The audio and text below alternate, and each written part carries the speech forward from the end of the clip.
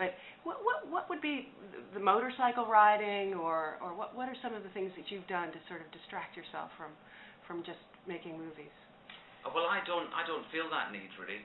I don't. I mean, I do lots of other things in my life because I'm interested in them, and travel, and I'm an ambassador with UNICEF. I work with them, and that. But it certainly doesn't come from a place of needing to escape from the film world, because I spent my whole life wanting to get into the film world. I'm very happy in there. I really like it. I really enjoy my work, and I don't feel the need to kind of get away from it, or it's quite simple and it's quite straightforward in my mind what I do. I've got a job and I do it to the best of my ability, and I understand. I've come to sort of understand the trappings of it and what they mean, and the press, and it's part of the job. It's another part. It's another side of the business, and so it doesn't. So you can let it not reflect too much on you. Also, I don't read very much of it, to be honest.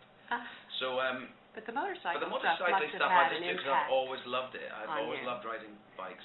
And I've always been. I read an amazing book many years ago by Ted Simon called Jupiter's Travels, about his round the world experience on a bike in 1972. He's an interesting man. I've got to know Ted, and he's a nice man. And his book inspired me to want to do something similar. So,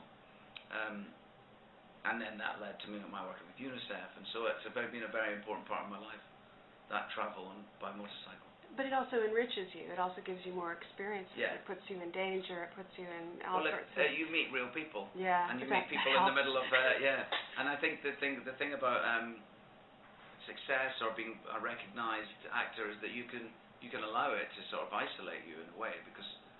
And I've tried always not to let it do that. So I'd sort of knock about my life doing what I would normally do anyway. And I don't want to be isolated from people in the real world, because that's who I'm going to play in my work, and I don't want to let my roles be versions of other movie roles. I want them to be versions of real people in the real world.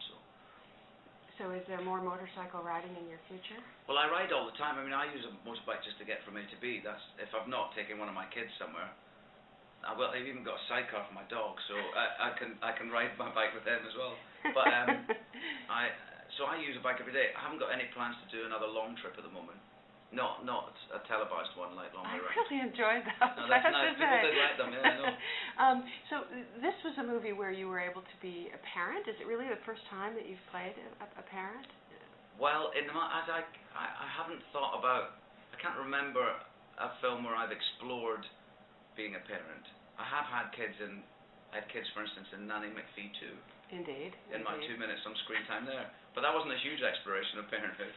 And so this really, I think, is the first time, although I've been a father for 16 years, it's the first time that I'm exploring that.